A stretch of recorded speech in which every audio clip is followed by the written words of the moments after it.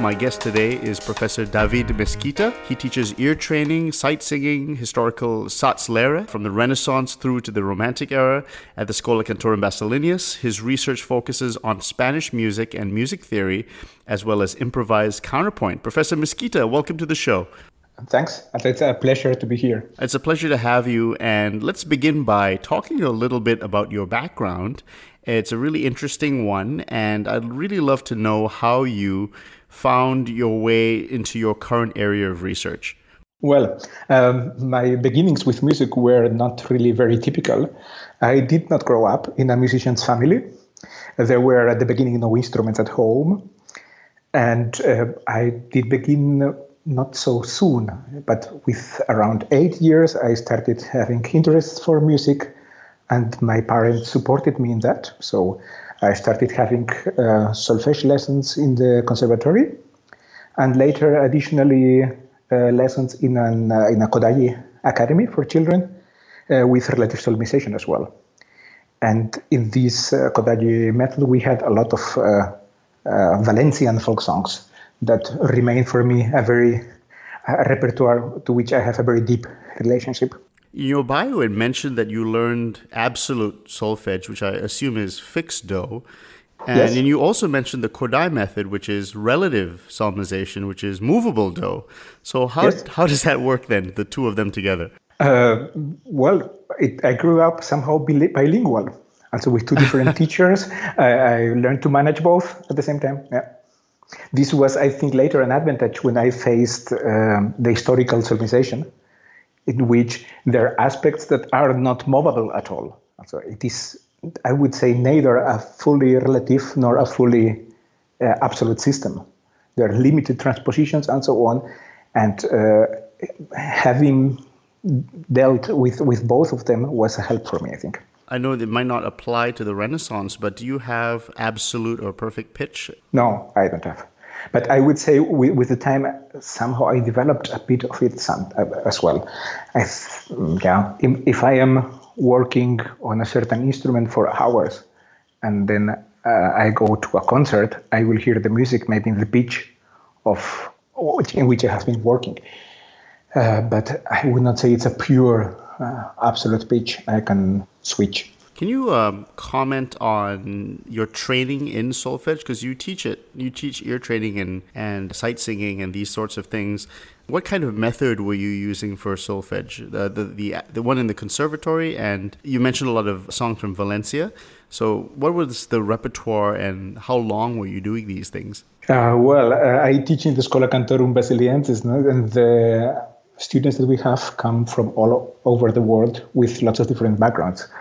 So lots of them have done a lot of absolute solmization, and others have done Kodály, and others have done no solmization. And at this moment, when they are adults, it is not maybe the moment to start a musical alphabetization from zero. But I am not very orthodox about what I do in my lessons. I switch. And when I see certain problems with transpositions or other aspects, I use the tool that seems to me appropriate in this moment. Also Arabic numbers, and also letting people with absolute background sing in a relative way to force them to somehow to change their method. That must be quite challenging, right? I mean, Yes, I was never trained in that, but I can imagine for the friends that I have that do use that, it's like changing the way you think about the notes completely. Yes, but it is rather not something that leads you immediately to success, but something rather that lets you notice how different can methods be and what they are useful for, also to show them the tools they have. Could you comment on the Kodály method? Because I know that's a very popular method around the world. And how long did you use that method, and what did you take away from it? And could you give your opinion on the method? Well, I was learning with Kodály method for 4 or 5 years. And then I was teaching a bit piano in such a Kodály music school as well. But for lots of years, I did not do that anymore until I rediscovered historical solmization. I would say that especially for children and for learning just for learning simple songs and being able to understand that the musical features of a melody are a relative thing. Kodály method is extremely useful for that. What do you think about hexachordal solfeggio? So this is not movable or it's not fixed do, but it's precedes that. It's one of the older methods of solfeggio where you have this 6-note hexachord and the mutations. What's your opinion of that method of solmization? Well, we have to understand that these methods were created for a certain in a certain context, and when they were singing rather plain chants or melodies with a small range, solmizing inside of a hexachord was very useful, and sometimes they had to do some mutations.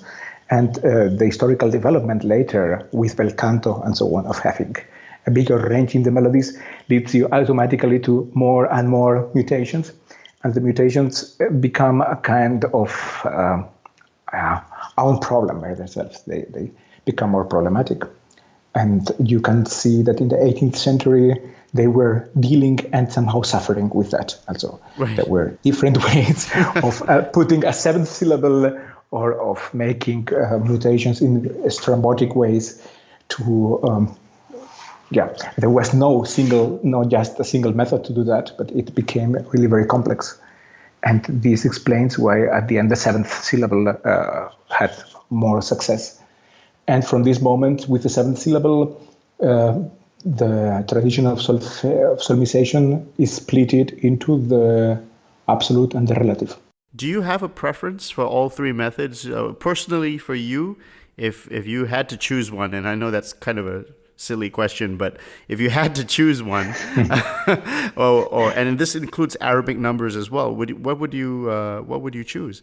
I would say when I have children and they learn some song, and I would learn them I teach them to sing do re mi fa sol sol la la la la sol, not reacting to the key as something that can be done in any key. The melody is always do re mi fa sol, this melody, and I do this with tonal melodies in relative solmization. But when I work on my students improvising a canon at the 5th, then the one sings ut re mi, and the comes will answer ut re mi in the other hexachord. It is extremely useful to have this identity of syllables despite the answer is at the 5th. I think that we try to use the tool that fits better for our purpose. I know, I'm sorry, I don't decide which is the best method, but I'm not orthodox about it. Children today grow up in our music of the 21st century, I would say, in our culture, and they don't sing only Gregorian chants and Renaissance music. So why should we forbid to them to use other tools? I'm very interested in how you teach this. So you teach ear training, and let's talk about that. Let's begin with ear training. From what I understand, and I only really know a little bit about the Italian method in the Parlamento tradition, and apparently they sang solfeggio, but they didn't have a class called ear training. But I guess everything was ear training. How do you teach ear training? Do you teach it the conservatory way? Do you have your own method? Does it influenced by historical practices? Well, I try to have a method, but the different background of my students demands that I react to the situation, and that I have to try different methods depending on the specific problems as well. But my approach to historical solfeggi is not just to let them sing them, but also to point out certain patterns that you can find there, certain schemata. Because I think the way I learned solfège, it was just repeating in the conservatory. We repeated, and then at the end, you know the memory almost by heart. But we were focusing on our melody. Is that good or is that bad? Well, the repeating. Repeating is necessary for any training, but the way we repeated was not very interesting, especially because we were not dealing with accompaniment. I think the teacher sometimes was just not playing. We were singing unisono. And in fact, the interesting thing is the relationship of the melody to the accompaniment, or, for example, in Bertolotti, to the second voice. Yeah? When we have solfeggi for two voices. Because there you can find so clear contrapuntal patterns. And the children were, from the beginning, learning these patterns like with the mother milk. So I think that's something that was very clear for them unconsciously. They learned this in an implicit way, without any kind of explanations. And we come from another musical culture. We learn a bit like a foreign language. We grow up in another context, and need maybe, like when we learn a foreign language, to get aware of their patterns. So I work on them, that they look, for example, at imitations, at intervallic progressions, these movimenti of the partimento, and these kind of things. For example, I let them sing one voice, the half of the class, and the other half sings the other voice, and then I let them exchange their voices without looking at the paper. So I force them to hear what the others are doing and how it is related to their own voice, and so on. Is it all oral? Do you ask them to sight sing it? I ask them to sight sing it, but I ask them as well to sing the other voice that they cannot read. Also, for this exercise, it's very useful to give them only their voice. So they get the information about the other voice only by hearing and relating it to their own voice. I would like to point out at this moment an interesting moment I found in this film, in Buena Vista Social Club, in which the student musicians talk about their lives and their training. And the double bass player, Cacharito, he says, I like to play with Ruben a lot, and I think I have very good ears, because before he plays the next note, I already hear it. And looking at this film, I thought, that's what ear training should do. Also, of course, we can write down what we have heard, like a protocol, like we have heard that, okay, great. But in real musical life, we need to understand where music is going to go and what will happen next. And obviously, this possibility to hear in advance what the other one will do depends on the musical language, on the typical patterns of the language. And he did not learn that from a teacher, probably. He learned that by playing a lot of son cubano. But I thought, as I was seeing this film, that's what somehow we should try to integrate in our lessons. Can I ask about improvising now, the counterpoint? So it's one thing to hear it, but when you improvise, you have to have a vocabulary, and then it has to come out on the moment. The first question is, where do you get the vocabulary from? Do you use examples historically? Do you have like a big book of like thousands of examples? Do you take from the choral works? And do you also ask them to come up with their own stuff? Well, I think example from the choral works is very important, because there is a lot of, I would say, implicit theory inside them, or implicit improvisation models. You can extract them from the repertoire. But I don't ask the students to look at the scores and look for them. Obviously, you talk about the sources as well. And maybe as I started teaching contrapunto alla mente many years ago, I sometimes brought a source like Guillermo's Monachus to my class, and we were reading it together and commenting it and trying to understand what he's trying to explain us, and then try to translate this into our improvisation.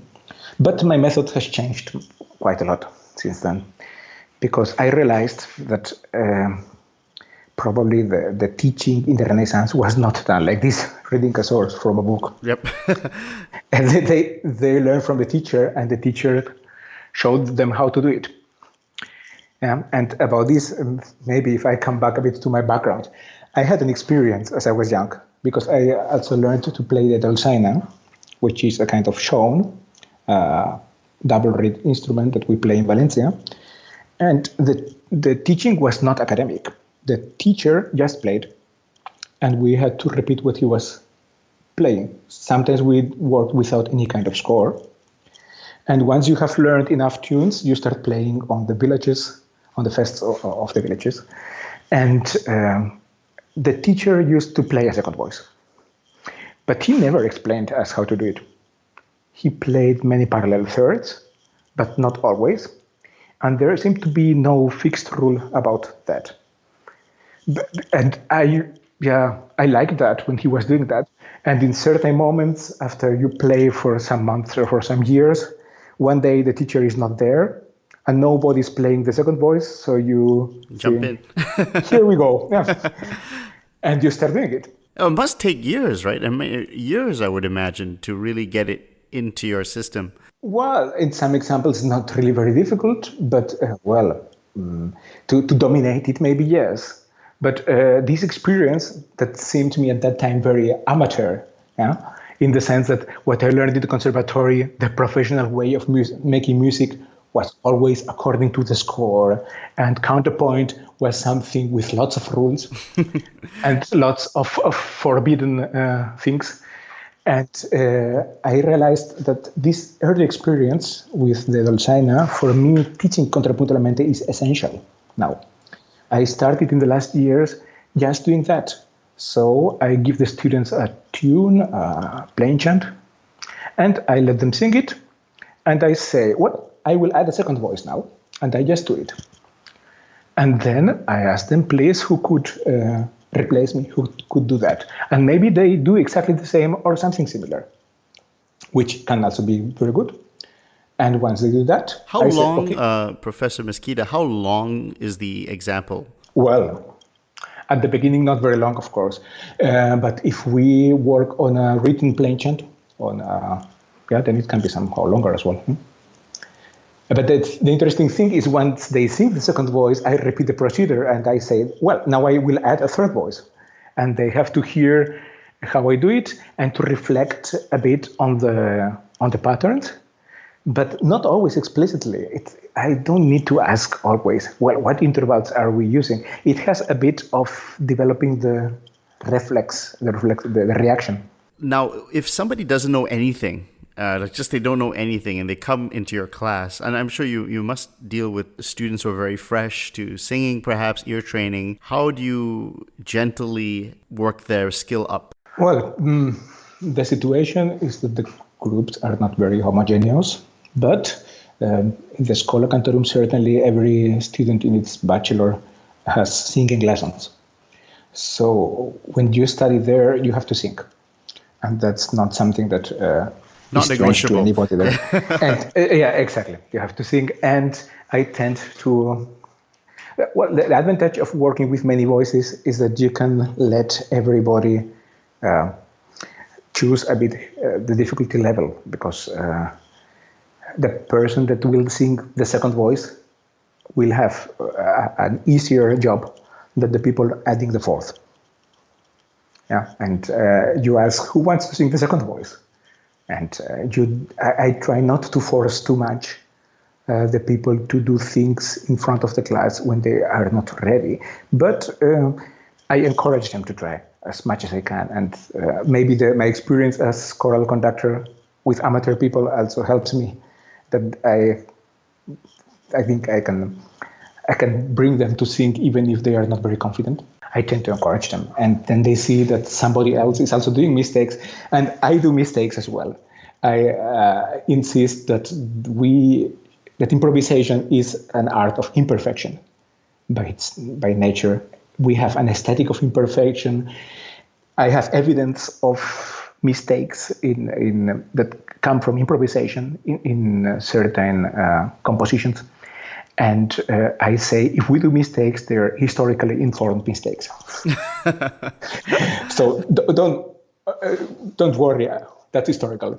You used a term earlier called contrapunto alla mente. Does that translate to counterpoint for the mind? Well, what does that mean, actually? Yes, it's a counterpoint that you do not on the paper, but you do immediately orally.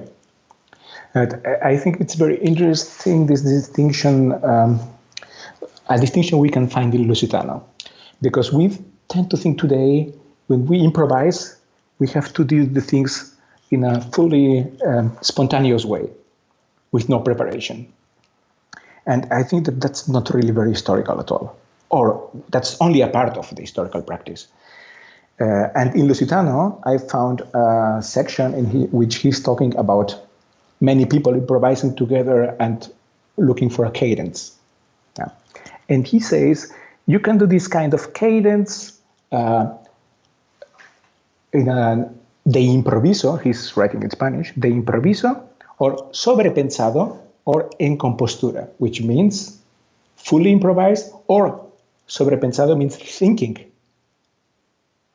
after the thinking, or written. Also, he distinguishes three categories.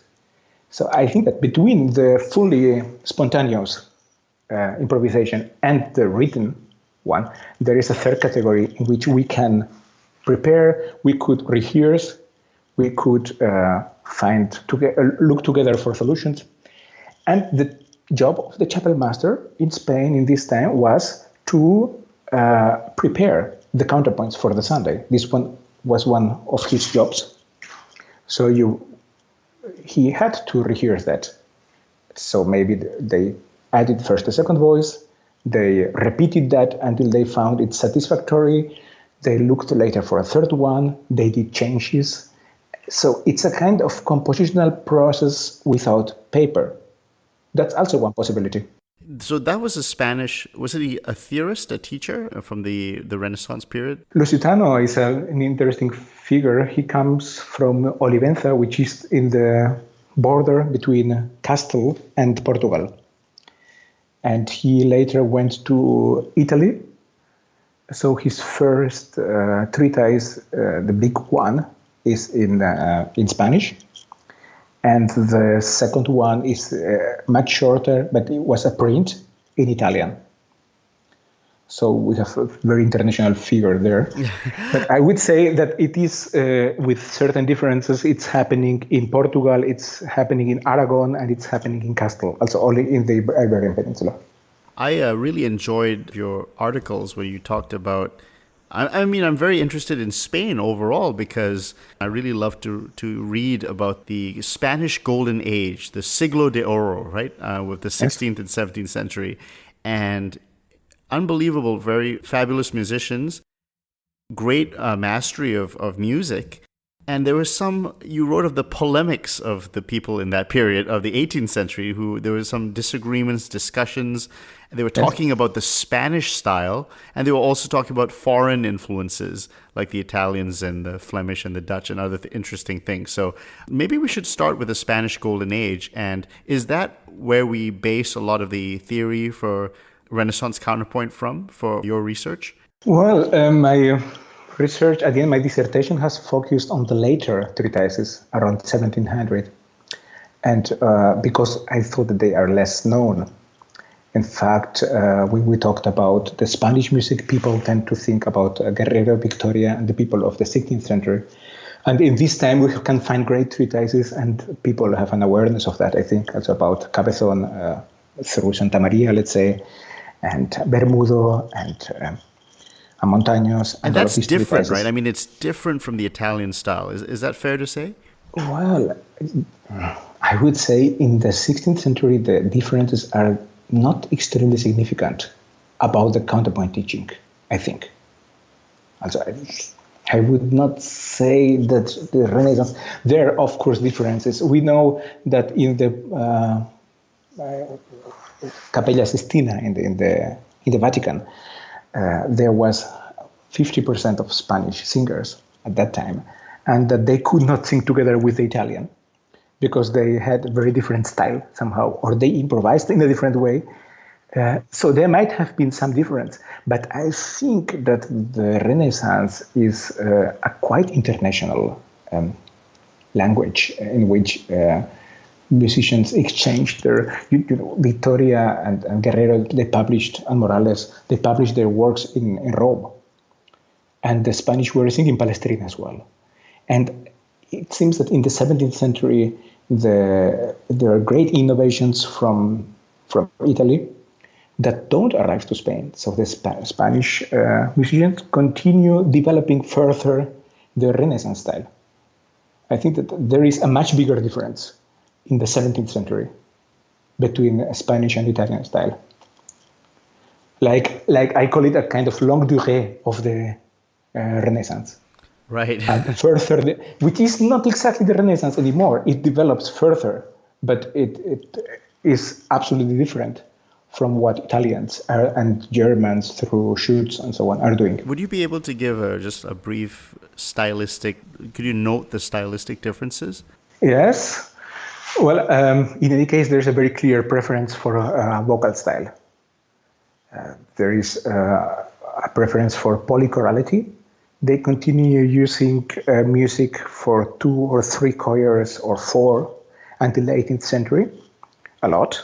This is the standard. It's rare to find music for 4 voices only.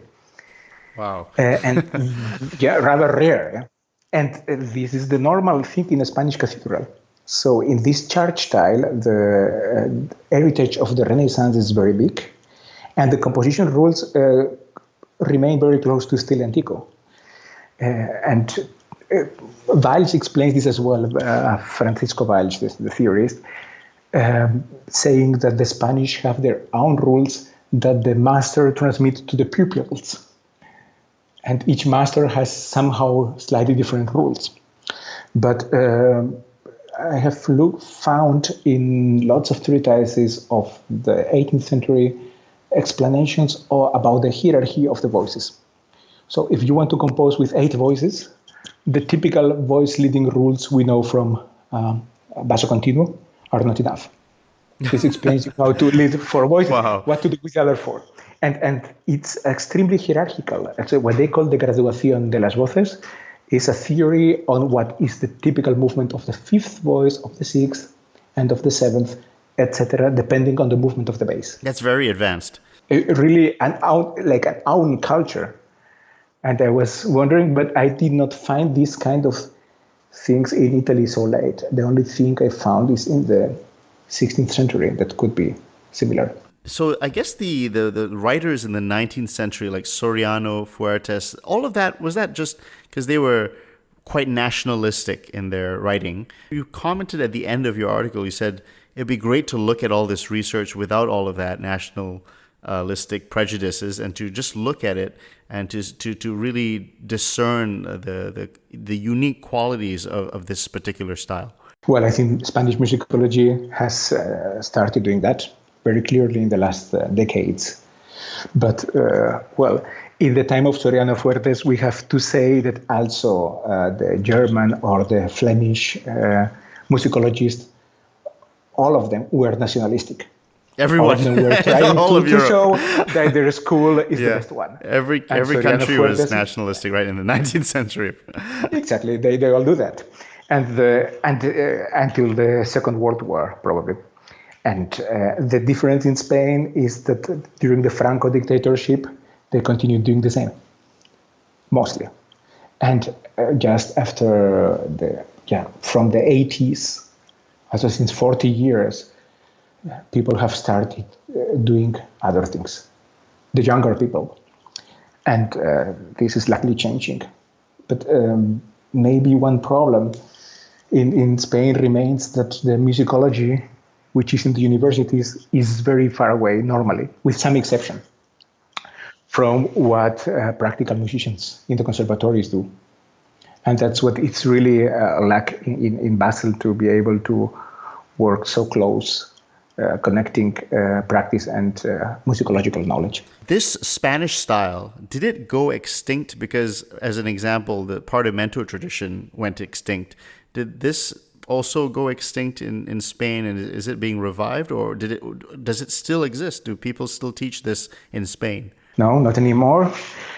Well, what happened in the 18th century is that the Italian influence became bigger and bigger, leading to these polemics I talk in my article. And it came partly from Aragon, also the crown of Aragon in the east was much more in contact with Italian music, because Naples was a part of the crown of Aragon. Yeah?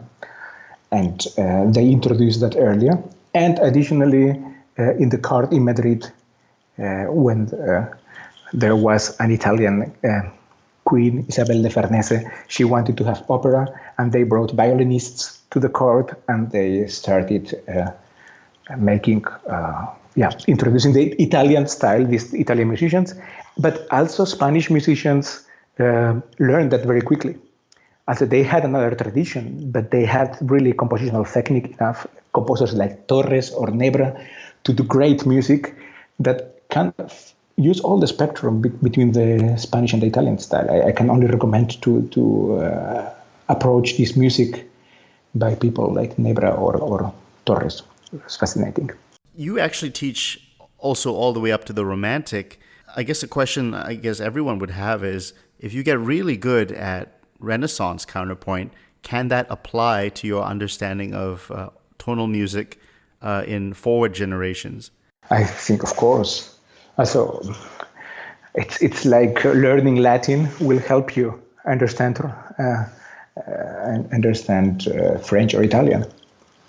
And the same, also the Romantic music is very different, but in the origins of this music, we have the voice leading principles from the Renaissance and from the basso continuo. And it is, I prefer to focus on the common things.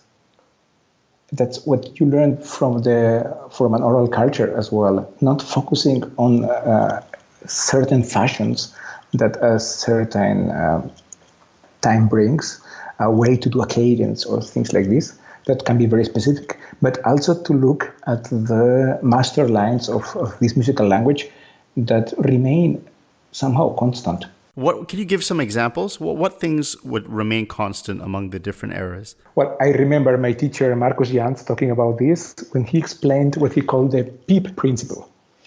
He called or in German it sounds like PIP Prinzip. The music begins with a perfect consonant, continues with an imperfect consonant, and ends again with a perfect consonant. And this principle, he said, you can follow it from Machaut to Mahler. Cool. And that's obviously with differences. What is a perfect sound in Machaut is different from Mahler. Just the perfect consonant is only, and later in basso continuo, the root chord as the perfect one and the sixth chord as the imperfect one, and so on. There are obviously lots of gradual changes, but there is a huge continuity at the end, I think. I'm so interested in the commonality of tonal music, and in the sense that, there are different eras, but I really feel if you know if you're such a musical person, it seems like you can just jump into any style and at least have something interesting to say. Well, I think that composers of different times, for example, Bach was studying Palestrina and could do something with his language and could imitate his style or report Palestrina's music, and Mendelssohn was studying Bach. I remember some years ago with my vocal ensemble, I did a program beginning in the time of Banchois and looking at his compositions, then at Ockeghem, who was his pupil, and at Josquin, who was the pupil of Ockeghem, and so on, until Bach. And you find there, the style changes, obviously, but gradually. Lots of things they learn from the master continue. I think in such a program you can hear really this line. But of course, we hear the innovations. I think the point is we have heard a music history that is, we deal with some kind of drawers. We have the drawer of the Renaissance, and it seems that 1600 music changes fully with Monteverdi and the Seconda Pratica and so on, and the Baroque starts. And then the classical era is something fully different. But there are lots of things that don't change in such a spectacular way. And for example, researching the Spanish music of the 17th century shows you that we can go from the 16th to the 18th without such a break, with more continuity. Well, that's rather, we can see both, of course. I'm not saying that the music is always the same, Yeah, of course. of course. But I'm just saying that the focus of music history on the detail and on the radical changes at certain moments should at least be compensated by looking at the things that remain constant as well. Can you talk about the different levels of ear training and sight singing and improvised counterpoint? So there's the beginning levels, the kind of things you would work on there, and then what's at the end? Are you guys singing fugues or something like that? Well, this is a big question for me, a big challenge in my lessons, because we try to do two things.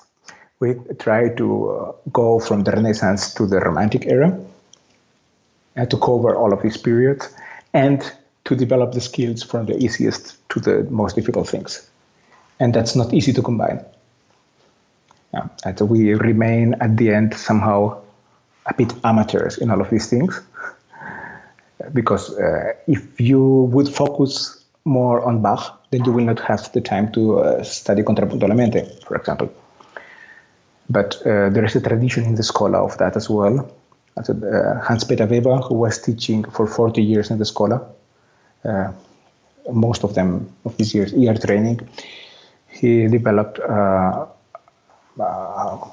structure of the studies in six levels, from the easiest to the most difficult, and we try to put the people at the level that they need, and so according to the abilities as well. What are the levels then? So there's 6 levels. Could you briefly describe what each level entails? Well, I would say level A, we deal with one voice dictations, with 2 voice dictations, which don't contain too many difficult jams, and we start relating the melody to the bass. And I don't deal so much with chordal structures yet. Yeah? But I introduce them. And in a level B, they will work much more on how the middle voices fill in that. And in level C, the examples will be a bit more difficult about the same thing, and so on. Also, we try to let the people begin at the level that they can, that it's not too easy for them and not too difficult. That's something very different from Satzlehre, from a subject which has more to do with knowledge, in the sense that you can have people of different levels somehow in the same group. According to my experience in ear training, if that's too easy or too difficult for them, then you don't have a chance. So do you also teach counterpoint, or is improvised counterpoint a separate class? Well, I teach contrapunto alla mente, improvised counterpoint. I was normally, you said at the beginning, I teach historische Satzlehre. The point is, I did that for 1 year for a substitution. But normally since I went to Schola, I specialized on the ear training and contrapunto alla mente. So I teach contrapunto through the singing and not through the writing normally. I think one topic that has really become really interesting is this separation between counterpoint and harmony.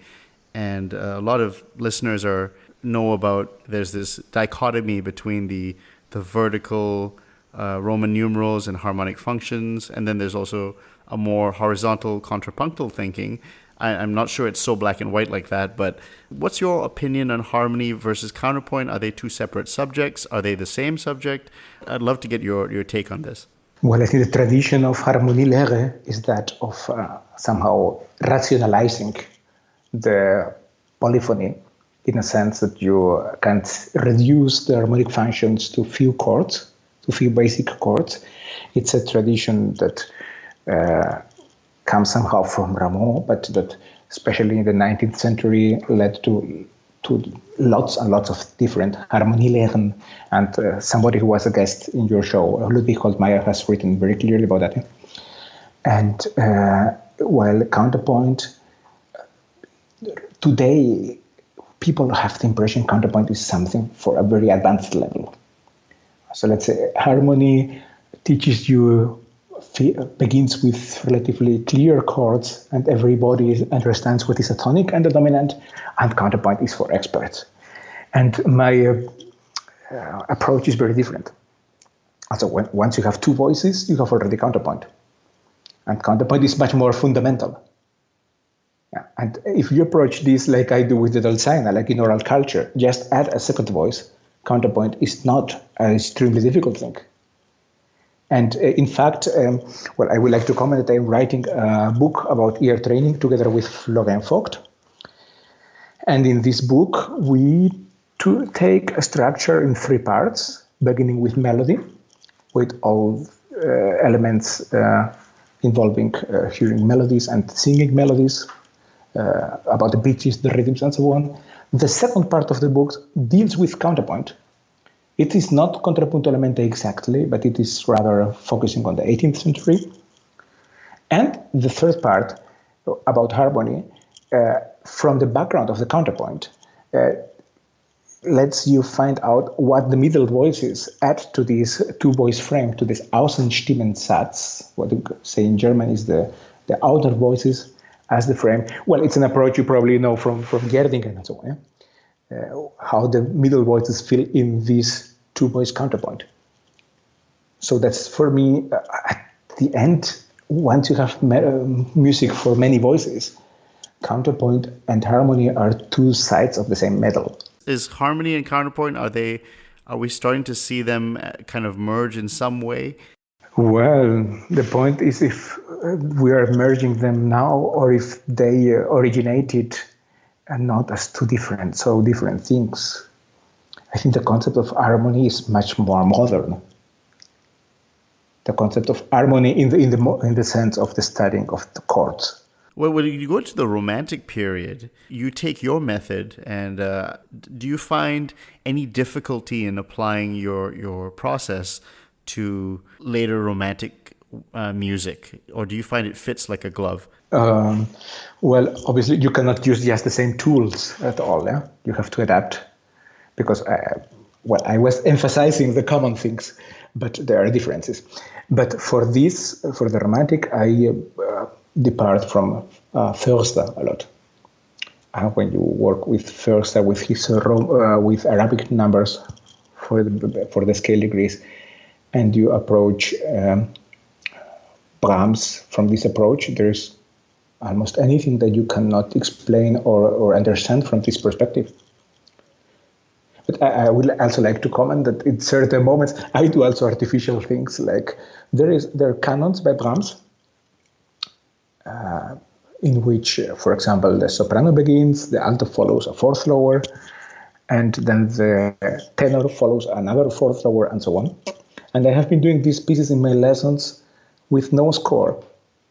Yes, with one person singing the original soprano, one person has the score, and the others have to follow like in contrapunto alla mente. So the tools, once you have a canon, especially for ear training, it can be very useful to let the people do it from what they hear and not only analyzing the score.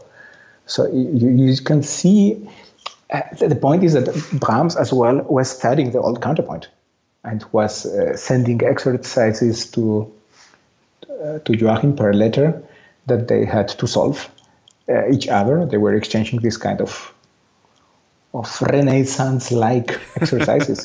So there is a connection as well. Very quick question about temperament. Do you have a particular temperament for each era? Is it like quarter mean tone or equal temperament, or do you have a preference for this? Yes, I would say we come from the future. we grew up with equal temperament in 12, and that's no problem to anybody normally. And when we want to go deeper into Renaissance music, we have to learn the mean tone temperament, especially. So that's what I do first normally. Is that difficult? It sounds intimidating. Well, luckily we have in Basel also tools to do this in a subliminal way. Also, I can ask the tuners to put a certain temperament into my instrument, into the spinet in my classroom, So from the beginning, I accompany them with one chord of mean-tone, and they get used to it. And I point out, I explain a bit of the reasons for that, but not so much at all, because we have other people in the Schola teaching, specifically for tunings, like Johannes Keller. And we have an archiorgano with 31 keys per octave there. And also archicembalo. We can go into such instruments and play and hear the difference between G sharp and A flat. And when I offer a seminar on chromatics, we experiment with these instruments and we try to sync Lasso, Prophetia, Sibilarum with these tunings. It's a part of ear training. We cannot consider pitch to be the same as today. Do you have a particular hertz that you choose for your A? A particular frequency? Yeah. Well, we have instruments in 415, in 440, in 465, in 430, in 512. And we have different. And historically, we had also instruments with 390 and so on. So it can be hard in the Schola for people with absolute pitch at the beginning. I had also examples of some students which suffered at the beginning. But at the end, sometimes they have to manage that. A violinist plays this week Corelli in 390 with a Baroque violinist, has to deal with that. They make the recording with the historical tuning, and next week he will record Haydn in 430. And they have to adapt. Yeah.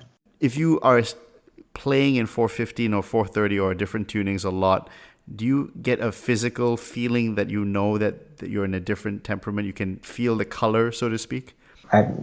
This could be a bit individual. I think after my experience with my students and with myself, that all of us have somehow certain relative feeling about tuning and a certain absolute feeling that can be in a different proportion. And depending on context and the situations, some people feel the absolute very strong and they will be very sensitive to another pitch. And in others, the relative is stronger. I think nobody's purely absolute or relative, but there are tendencies. And I think there are also studies about the way the brains work in an absolute here and a relative one. So, but I am not a specialist for that. Do you go to a keyboard that's in equal temperament and do you feel it's out of tune? No, I feel it's a good keyboard for playing, let's say, for playing Brahms. I can play a Teufelsmühle, certain chord progressions, which imply the equivalence of A sharp and B flat, for example. And if I would play these chord progressions with mean-tone, they would sound wrong. I think diminished seventh chords sound quite bad in mean-tone temperament, for example. It depends on the aesthetic. And I think for me, the biggest secret about that is also what happened from the Middle Age to the Renaissance. Because the Pythagorean tuning was great for playing perfect fifths and to use the thirds and sixths as rather as dissonances. And in which moment the third becomes really a consonant and they tune it better. I think that's not just a moment, that's a very long process. Because the clang aesthetic, the aesthetic of what is a beautiful sound is changing through history. This demands you another temperament. Can you talk about contrapunto.ch? It's a website that you and Professor Florian Vogt, it's a FHNW project, Singing Upon the Notebook, where you have special tools to practice improvised counterpoint? Yes, that's we are very lucky about that. Let's say 1.5 years ago, our Hochschule, also the Fachhochschule Nordwestschweiz, to which the Schola belongs, wanted to go to make progresses in the digitalization, and they offered financial possibilities for such projects.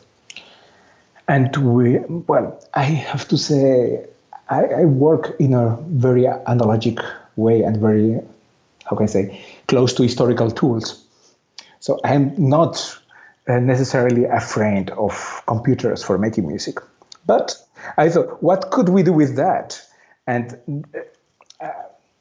well, we live in the 21st century at the end.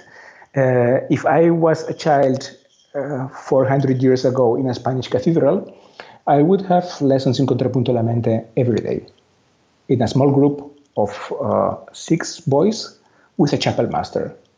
We practice a lot every day. Today, we cannot have that. We cannot have 1 hour per day since 7 years. My students are older, have not so much lessons, and cannot practice that much so early. But in the modern life, computer can be a help because they don't meet every day to practice together, the students. So everybody has a computer, and I thought this could be additional to the lessons, a way to practice that consists of videos that are played by a player, containing a plain chant and a hand that makes a tactus, so you can follow it properly. And you can sing a counterpoint to it. You can sing a second voice. But this player can also record at the same time your counterpoint. And you can later hear it, control it. You can save it, send the link to your recording to the teacher, or erase it, dismiss it, do whatever you like with it. And you can also play it again and add a third voice. So we dreamed of that kind of tool 1.5 years ago, and thanks to the finalization of the HMA, it was possible to do it. And we were almost ready as the coronavirus came. That's something we had a lot of luck in this unlucky situation, because I could teach contrapunto alla mente online this semester thanks to this tool. How do you use it? Can other people use it outside of the university? Yes, if you put the contrapunto.ch in your browser, you will, well, if possible on Chrome, it works better on Chrome, then you can use it. There is, it's not really finished, the whole. There will be tutorials for different techniques of contrapunto alla mente that we have to create. One of them is already there, the others will follow. So I clicked the tutorial section, right? Yeah. And then if you click, for example, contrapunto suelto, it is the one that is already online. And you find some explanations about the way to do this practice, linked to some examples and to some I see it. It's great. Exercises, it's very exercises big. You could use. Plenty of examples. It's wonderful. But it's in German, right? Yes. Is there an English version, or should we just put it through Google Translate? Well, the architecture of the website is done in a way that we could add later an English version. Okay, cool. we would like to do it. That sounds great. But at this moment, we have a priority first to finish the tutorials in German and so on. So we're wrapping up. So I want to ask some big questions to end, which is, what's the best way to learn counterpoint? It's a big question, but maybe we could take a big answer for that. Well, I really believe it's contrapunto alla mente. It's the approach in which you think something and you immediately hear it. It is not a dry exercise on the paper avoiding rules, but it is something that you will immediately understand how it sounds, and that will activate much more of your, much more of your abilities. And this is more than 2 voices. It's multiple voices, right? Well, there are traditions of 2 voices and traditions of more voices. But obviously this is something you can do a bit with contrapunto.ch, but at the end you have to do with other people together. And if possible with a master. So that you can understand how far this goes. When I have many students in the classroom, I have to lead them at the same time. And I don't have enough hands to show them how to do that. But in the Spanish Renaissance, they showed to the students the voices with the Guidonian hand. And to become a maestro de capilla, a chapel master, a part of the examination was that you have to sing one voice Also, somebody will sing the voice that is written. And in the exercise, you have to sing a second voice, show a third voice with your left hand, and show a fourth voice with your fourth hand to other people that will read them and sing them. So it's extremely hard. But after I found that in so many sources, it is clear for me that they did that. And honestly, it is also hard to play an etude by Chopin. But they practiced and they were able to do it. So that's the utopia. But I think to arrive to this is possible only if you practice singing and not if you write it on the paper. I feel like there are not that many teachers that we can find that do this practical method of counterpoint. Do you have any recommendations for resources or, this website, contrapunto.ch, I'll put the link in the description, really excellent website. Are there more resources that you tell your students to check out online, or any teachers that maybe if they can't go to the Schola Cantorum, is there any other way that you can access teachers or materials? Well, there are others. Luckily, it is now a topic that has been is being done in lots of music schools and musicologists like Philippe Canguilhem or Giuseppe Fiorentino have researched a lot on that. And we have people in Geneva like Niels Berendsen teaching contrapunto alla mente as well, or Martin Ehrhardt. And or in Freiburg, they have contrapunto alla mente as well with Hans Ertz. There are people, there are resources online like the webpage of Philippe Canguilhem that contains lots of links to all the sources. There are lots of materials on that. But obviously, the experience is not extremely long. Maybe since 10 or 20 years, we have been working deeper on that. And it is, there are things that 10 years ago I could not believe that are possible. And now the thing I tell you with the hands. Now I have students that are able to do it. So that's for me what fascinates me from this topic is that we can improve really our abilities. I think now playing the piano, playing Chopin, it is very difficult to do something clearly better than what exists now. We're at the limit of the possibilities. And with contrapunto alla mente, we are like beginning now. Wow, that's exciting. That's really exciting. And I guess the final question deals with the topic of creative music education. And we are talking about it already with contrapunto alla mente. But if you could reform music education, and now knowing the perspectives that you know, how would you improve music education that we get it more practical, more improvisation, more composition, but also of a high quality of counterpoint and a high quality of taste? I think you have a lot of experience with that as well. If I see your Songbird Music School, you are not just teaching to play an instrument, but also dealing with schemata. And I would add that learning from oral cultures as well. Also the way of learning, like I did with the Dolzaina, or like, for example, Kent Zuckerman makes with modal improvisation, departing from the Indian tradition, in which the teacher just plays and the pupil plays back.